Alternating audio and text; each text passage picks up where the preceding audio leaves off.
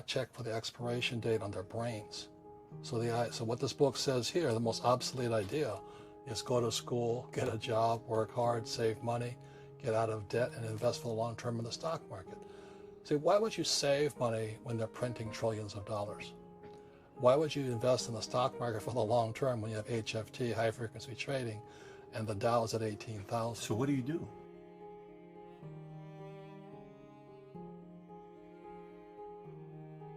Change our internal economy. So for me, I can see the good and I can see the bad. I don't really give a damn because I'm going to be rich anyway. But a poor person with a poor personal economy, all they're going to see is a bad economy because they don't know how to make money in any economy. And a middle class person, they have a middle class economy. You know, what they want is a nice house and a steady paycheck and a job and the car. And so when you take their job away, to them, that's disaster. Well, since an entrepreneur doesn't have a job anyway, it's no big deal. So all I'm saying to people, and it's what Bucky Fuller taught me, is always two sides, you know what I mean? Unity is plural, at minimum two. So if you think the economy is bad, it's because your economy is bad. If you think that steady, employment is important, then you'll see an economy without jobs. Your economy. Your economy versus the external economy. Got it. What you control versus what you can't control. I can control. Yeah, it's called an internal focus versus an external focus. So the real entrepreneur has an internal focus. That if they fall down, they say, "Oh, this is good, because I'm going to go up higher." You know, the average person will fall down and say, "Oh, I'm going to take some Prozac," or somebody has a mistake. Oh, the mistakes don't matter. Well, mistakes matter. It means you didn't know something. But a real entrepreneur, whether they fall down, they always can go up. They can stand back up and go higher. And no matter what happens to them, they get stronger and better and smarter and happier. But a person with a weak internal mindset is that they're so afraid of what happens, it generally happens. Like, people who are afraid of losing their jobs, they generally lose their jobs. You know what I mean? Yeah, no doubt. So everything comes through you. Yes, one person, one vote. Today it's $1 million one vote. You know, with the sub PACs and all this stuff. Sure. You know, the Koch brothers and all this stuff. If you're not spending like $200 million, you can't get elected. So what happens now? These what do you call them? Super PACs. Super PACs and all this stuff. Sure. They buy the vote. If you think your vote counts, wake up. Really wake up. The people controlling the economy today, I'm not saying it's wrong, are the major corporations and the unions. So the unions, they want to get their people elected, and the unions control the school system. And the big corporations are kind of more the capitalist side, and all they care about is their corporations. When I always laugh at people say, "Oh, I'm so proud of Apple. It's an American company." It's BS. Apple's not an American company. Apple's an international company. Its headquarters are in Cupertino, California, but its factories are in China, Korea, the Philippines, and they keep their money offshore.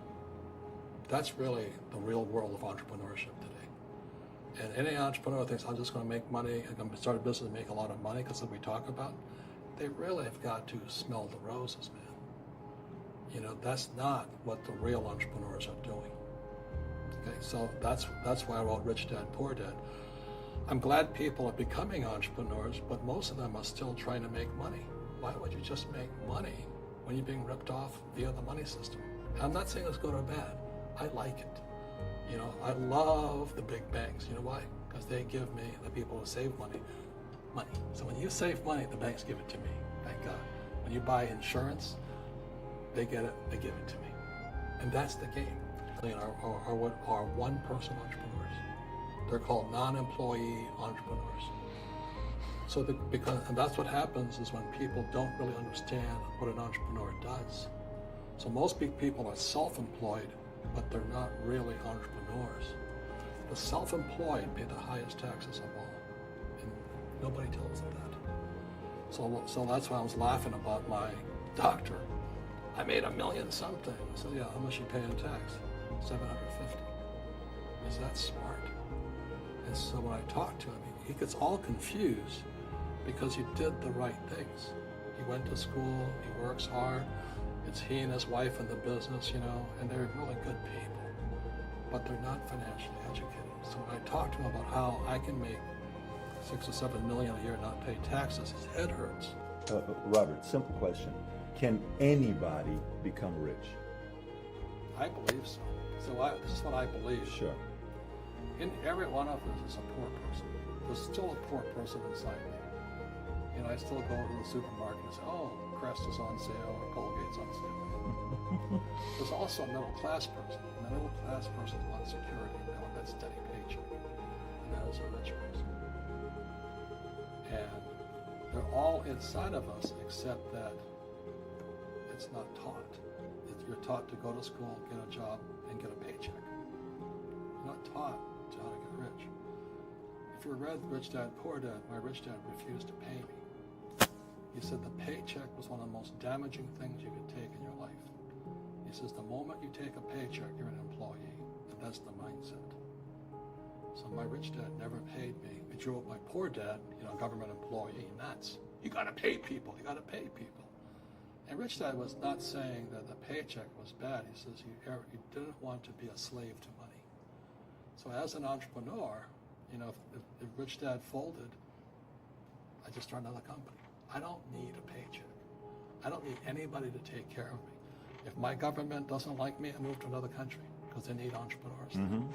So the entrepreneur is not so much the business. The entrepreneur is really the mindset and the skill sets and the different set of rules. You see, I don't operate, small business does not operate in the same rules as big business. Do you think the direction America is going right now, they're driving some of the entrepreneurs out? You can't drive a real entrepreneur out. Well, when I say out, meaning out of the country, could that be where somebody says, I'm going to go outsource or I'm going to go move my business elsewhere? You think that's a cause and effect? Could be, but I think they're just lousy entrepreneur. Got it. Look, people say, well, if they make the regulations real hard, the guy can't be an entrepreneur. Entrepreneurs have one thing in common. They keep going. They'll change the rules. They'll reinvent the rules. Mm-hmm. They don't just take one answer. So a real entrepreneur, it really makes no difference which country you're in. That's my belief. I love that. You know what I mean? It's just a mindset. It's F you. You mess with me, I'll find a way around it. The number one skill to be an entrepreneur, which is leadership, the ability to listen, to not take it personally, and you'll still get the job done. It is the best training in the world. The saddest thing about leaving the military was leaving the guys behind there. They were some of the best in the world. And they weren't all college graduates. They were just my gunners, my mechanics, all this stuff. The camaraderie is priceless. Oh, Jesus, priceless. The camaraderie is priceless. And so all I did when I started the Rich Dad company was to have that same sense of teamwork inside Rich Dad. That's why there's no ranks and all this stuff in this company. Everybody gets to say what they want to say. People are free to do what they want. I stay out of their way and we get the job done. Well, I'll just tell them the same thing that happened to me. My last paycheck, I still remember it clearly. It was one of the worst and the best days of my life. I was in Puerto Rico. I was working for Xerox, and my boss gave me my last. It wasn't a paycheck; it was a bonus check. I think it was about $30,000, taxable. It's the only problem with that. So I got this check, and I went, "Holy mackerel!" You know what I mean? So I was excited, but I was also disturbed. And so this other guy comes up to me. His name was John, and John says to me, he says, "You're going to be back." I said, "Why?" He says, "Because you're going to fail." I looked at him and said, "Look." Few expletive words, because that's what he did. He left Xerox, failed, and he came back. And I said, "Look, you failed and you came back, but I'm going to fail and I'm never coming back." And that's the attitude. Do you know what I mean? Absolutely. If you say, "Well, if I fail, I'll go back to mommy and daddy," then that's what you'll do. So if you fail, that's when I became an entrepreneur, because I had no money. I had no money for years.